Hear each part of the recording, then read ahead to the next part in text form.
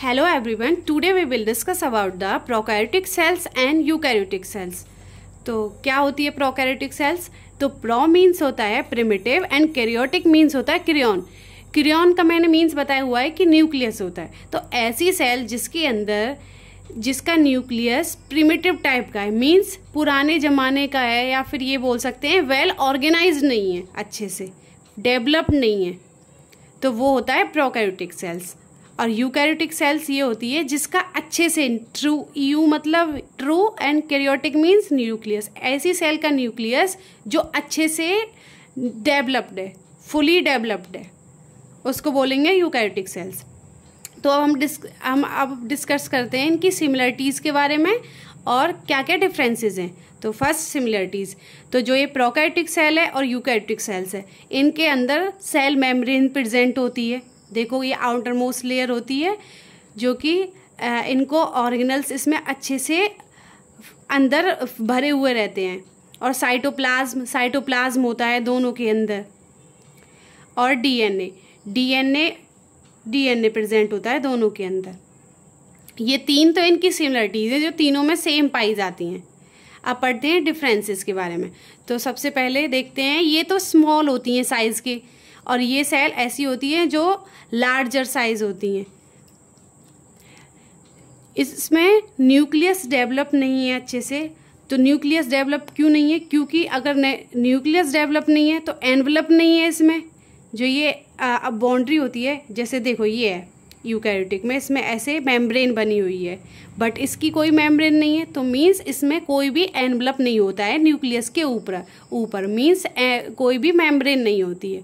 तो ये आपस में, अगर इसमें मेम्ब्रेन है तो ये अलग अलग डिफाइन कर रही है कि ये न्यूक्लियस है, ये इसके अंदर ऐसे ऐसे साइटोप्लाज्म भरा हुआ है, ये इसके ऑर्गेनल्स हैं.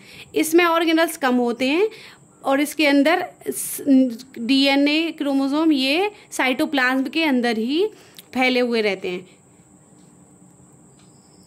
अब पढ़ते हैं इसके रेस्पिरेशन. जो ये रेस्पायरेशन करती है, किसके थ्रू करती है? ये करती है साइटोप्लाज्म के थ्रू, और ये करती है माइटोकॉन्ड्रिया को power house of the cell बोलते हैं. इसीलिए वो इसमें रेस्पिरेशन यूकैरियोटिक में माइटोकॉन्ड्रिया करती है, पर इसमें कोई माइटोकॉन्ड्रिया प्रेजेंट ही नहीं होता है, इसीलिए इसको साइटोप्लाज्म के थ्रू रेस्पिरेशन की ज़रूरत पड़ती है. अब पढ़ते हैं सेल वॉल इसके अंदर प्रेजेंट होती है और सेल वॉल इसके अंदर भी प्रेजेंट होती है. अब आप ये नहीं सोचना कि ये एनिमल सेल है, क्योंकि यूकैरियोटिक सेल्स के अंदर एनिमल सेल और प्लांट सेल दोनों ही टाइप की सेल्स प्रेजेंट होती हैं. तो हमारा एनिमल सेल में तो सेल वॉल प्रेजेंट नहीं होती है, पर प्लांट सेल के अंदर सेल वॉल प्रेजेंट होती है. इसीलिए हम प्लांट को देखेंगे कि इसमें सेल वॉल प्रेजेंट है, इसमें भी सेल वॉल प्रेजेंट है. जो सेल वॉल है इसकी प्रोकैरियोटिक सेल्स की, वो पेप्टिनोग्लाइकेन की बनी हुई होती है, और इसकी मैंने आपको पहले भी बताई हुई है कि वो किससे बनी हुई है? सेलुलोज से बनी हुई होती है. और जो राइबोसोम्स होते हैं, राइबोसोम्स का क्या वर्क होता है? वो प्रोटीन को सिंथेसाइज करते हैं. इसमें कौन सी तरह का प्रोटीन बनता है? इसमें 70S टाइप का प्रोटीन बनता है प्रोकैरियोटिक सेल्स के अंदर. और यूकैरियोटिक सेल्स में मैंने आपको बताया हुआ है 80S का राइबोसोम्स इसमें प्रेजेंट होता है. अब मैंने आपको एक बात और बताई हो रही है कि यूकैरियोटिक सेल्स के अंदर ऐसे दो ऑर्गेनल प्रेजेंट होते हैं जिनके अंदर 70S के राइबोसोम प्रेजेंट होते हैं. मींस प्रोकैरियोटिक सेल्स में 70S है, ऐसे यूकैरियोटिक सेल्स में भी दो ऑर्गेनल्स हैं, एक तो माइटोकॉन्ड्रिया और एक प्लास्टिड.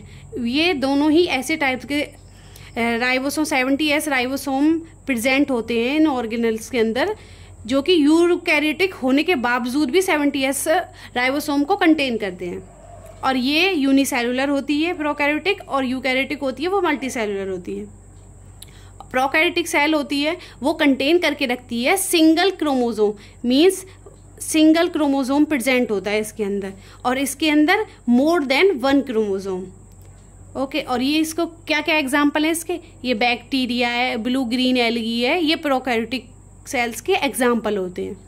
और ये जो यूकैरियोटिक सेल्स है, प्लांट सेल, एनिमल सेल और फंजाई, ये जो प्लांट सेल और एनिमल सेल है तो ये यूकैरियोटिक सेल के अंदर ही आते हैं. यही मेजर डिफरेंसेस होते हैं इनके अंदर. तो मीन्स जो प्रोकैरियोटिक सेल्स का मेजर क्या है? इसमें ये फुली डेवलप नहीं है न्यूक्लियस, इसीलिए ये ऐसे प्रिमिटिव टाइप का इसमें न्यूक्लियस प्रेजेंट है, इसीलिए ये ऐसे ऐसे फैला हुआ है। सी के अंदर साइटोप्लाज्म के अंदर जो ये डीएनए है इसमें अच्छे से है, इसीलिए ये फुली डेवलप्ड है।